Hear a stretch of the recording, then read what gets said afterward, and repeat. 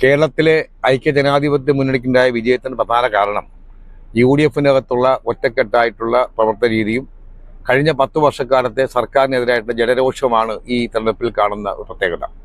കളമശ്ശേരി നിയോജകമണ്ഡലം 2009 ആദ്യമായി രൂപീകരിക്കപ്പെട്ടത്. അന്ന് നടന്ന ആദ്യത്തെ തെരഞ്ഞെടുപ്പിൽ കളമശ്ശേരി നിയോജകമണ്ഡലത്തിൽ നിന്ന് പാർലമെന്റിലേക്ക് മത്സരിച്ച ശ്രീ KV തോമസ് താഴെ പോയെങ്കിലും 2011-ലും 2015-ലും 2021-ലൊക്കെ UDF-ന് ശക്തമായി വിജയിക്കാൻ കഴിഞ്ഞത്. 2 തവണ ശ്രീ ഇബ്രാഹിമിന് വിജയിക്കാൻ കഴിഞ്ഞ UDF-ലെ തേരോട്ടം ഉള്ള മണ്ഡലമാണ് കളമശ്ശേരി മണ്ഡലം. പക്ഷേ കഴിഞ്ഞ മുനിസിപ്പൽ തെരഞ്ഞെടുപ്പ്, കഴിഞ്ഞ നിയമസഭാ തെരഞ്ഞെടുപ്പിൽ UDF-നകത്തുണ്ടായ ചില അനൈക്യമാണ് കഴിഞ്ഞ തവണ 2021-ൽ ശ്രീ ഗഫൂർ തോക്കാനുള്ള കാരണം.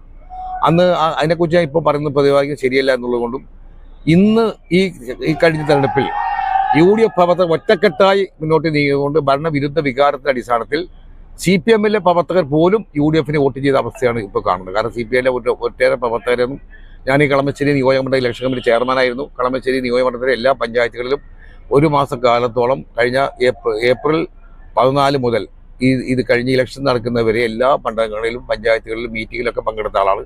പക്ഷേ മാർക്സിസ്റ്റ് പാർട്ടിയുടെ പ്രധാനപ്പെട്ട ഒറ്റ നേതാക്കന്മാരും ഇലക്ഷൻ പ്രവർത്തിക്കാൻ കണ്ടില്ല എന്നുള്ളത് ഒരു ദുഃഖകരമായ വസ്തുതയാണ്. അതോടൊപ്പം തന്നെ UDF-ന്റെ അകത്തുള്ള പ്രവർത്തകരുടെ ഒറ്റക്കെട്ടായുള്ള തീരുമാനം തവണ ഗഫൂറിനെ വിജയിപ്പിക്കണമെന്നുള്ള ഒരു ദൃഢതായത്തോടുകൂടി UDF-ന്റെ പ്രവർത്തകന്മാർ ഒറ്റക്കെട്ടായി പ്രവർത്തിച്ചു എന്നുള്ളത് കൊണ്ടാണ്. ഞങ്ങൾക്ക് ഇത്തവണ ഉണ്ടായിരുന്ന എതിർപ്പ് എന്ന് പറയുന്നത് SDPയുടെ എതിർപ്പുണ്ടായിരുന്നു. 4000-ഓളം വോട്ടുകൾ കളമശ്ശേരി നിയോജകമണ്ഡലത്തിൽ SDPക്കുണ്ട്. കഴിഞ്ഞ മുമ്പത്തെ തവണ BJP മത്സരിക്കുമ്പോൾ ഇവിടെ കളമശ്ശേരി മണ്ഡലത്തിൽ മാത്രം 21,000 വോട്ടുകളാണ് BJPക്ക് ലഭിച്ചത്. കഴിഞ്ഞ വർഷം ആ വോട്ട് 10,000-ആയിട്ട് കുറഞ്ഞു.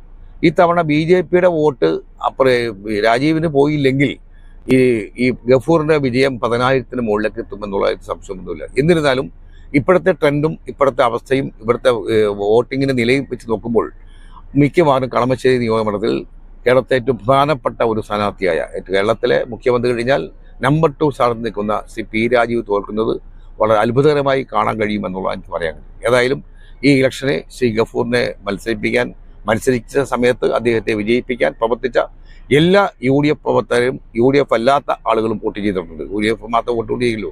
കേരളത്തിലെ വോട്ടർമാരെല്ലാം രാഷ്ട്രീയ പാർട്ടിക്കാരല്ല, നിഷ്പക്ഷരായ ആളുകളുണ്ട്.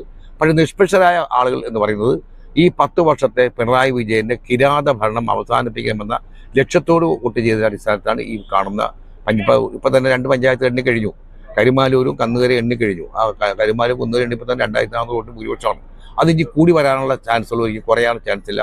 കളമശ്ശേരി മുനിസിപ്പൽ മണ്ഡലത്തിൽ 62ഓളം ബൂത്തുകളുണ്ട്. ആ ബൂത്തുകളിലും ഏകദേശം അതിൽ 16-17 ബൂത്ത് ഒഴിച്ച്